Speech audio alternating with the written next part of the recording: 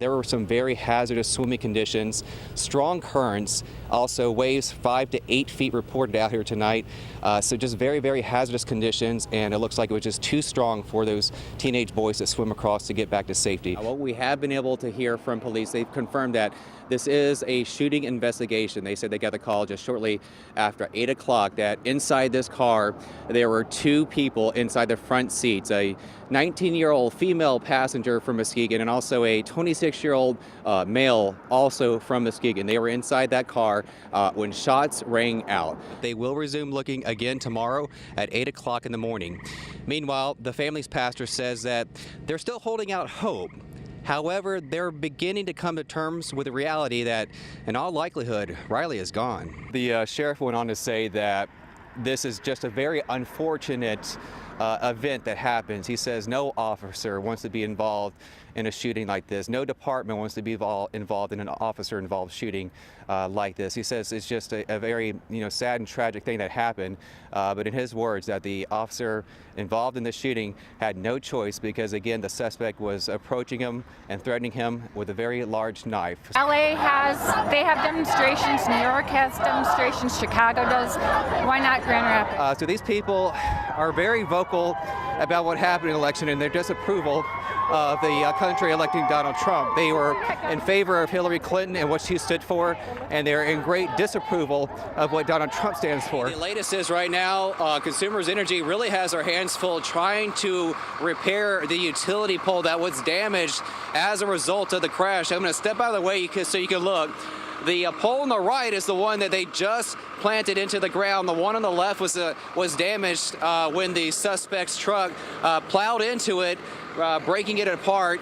And police tell us that suspect, after causing this crash, ran away from the scene but was taken into custody shortly after that. I did speak to some people who've lived here for years, and they telling me that this is simply the worst accident that they've ever seen happen in their small, quiet town.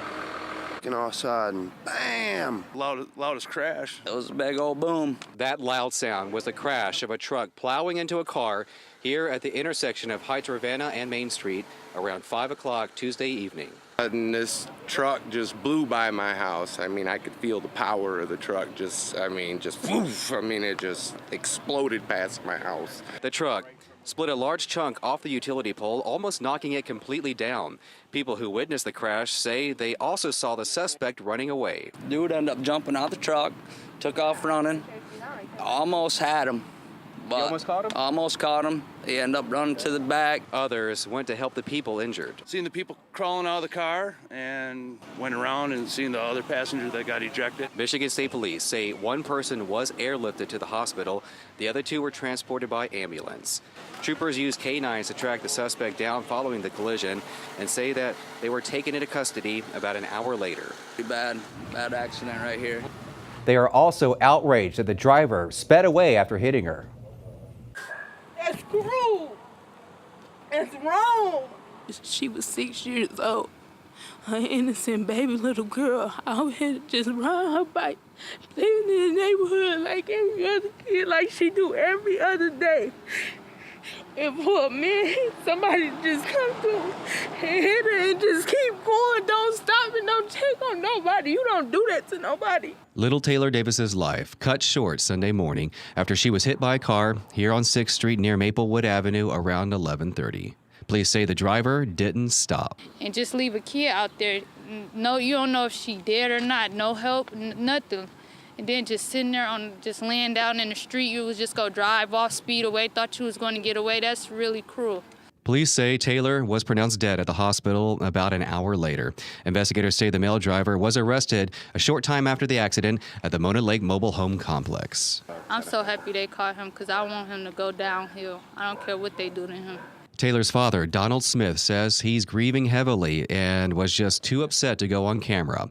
Her brothers tell Fox 17 she was the sweetest kid, loved being a cheerleader for the Port City Youth Football, and loved smiling. She was very, very, very sweet. And then she was one of the best cheerleaders on the team. But every time we went to practice, she wouldn't miss it. Like, she would fill up the water bottles. She would be already ready, and she'll have on her cheerleading stuff, and then she just she was just sweet, and she cheered for us every time. I just gonna miss her saying that she loves me. All that water would have flooded dozens of homes along the Coldwater River, draining Blackwater Mill Pond, where Randy Hall lives, right next to the Black Hawk Dam.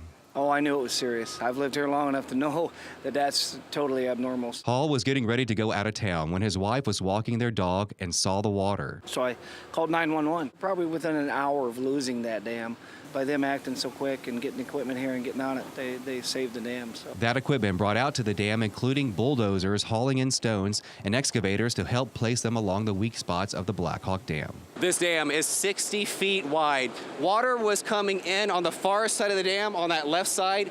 It was actually snaking its way through a tunnel all the way over here and was gushing out, causing this giant hole. But because of Randy's quick thinking and the response from Crews and Drain Commissioner Mike Hard, a total failure of the dam was avoided. There's a little community downstream called Pilot Knob. They probably would have gotten flooded out. At this point, I think we're safe. We're at a spot where the water's not going under or around the dam anymore. That wasn't the case earlier today. Especially thankful that the property owner called. You know, it would have blown out.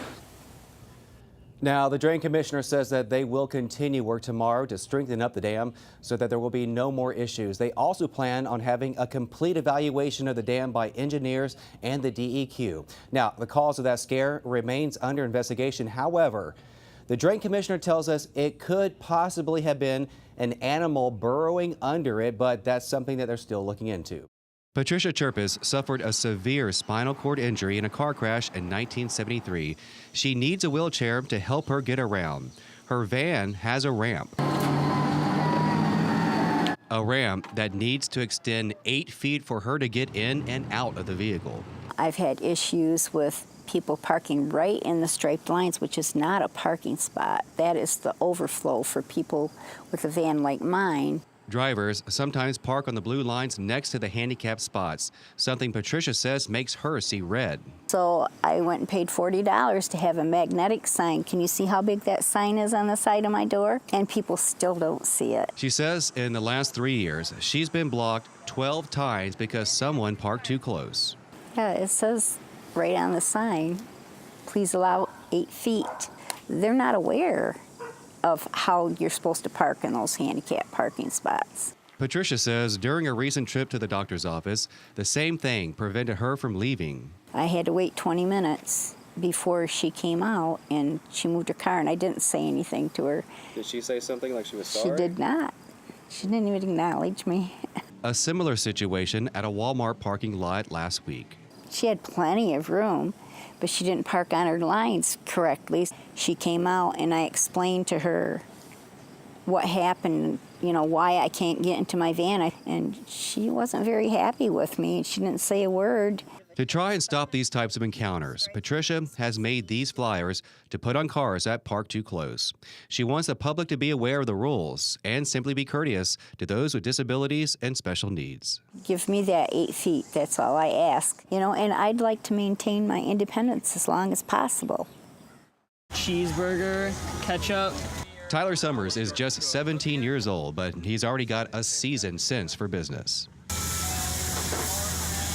After grilling over some ideas, he came up with a unique concept, a burger boat.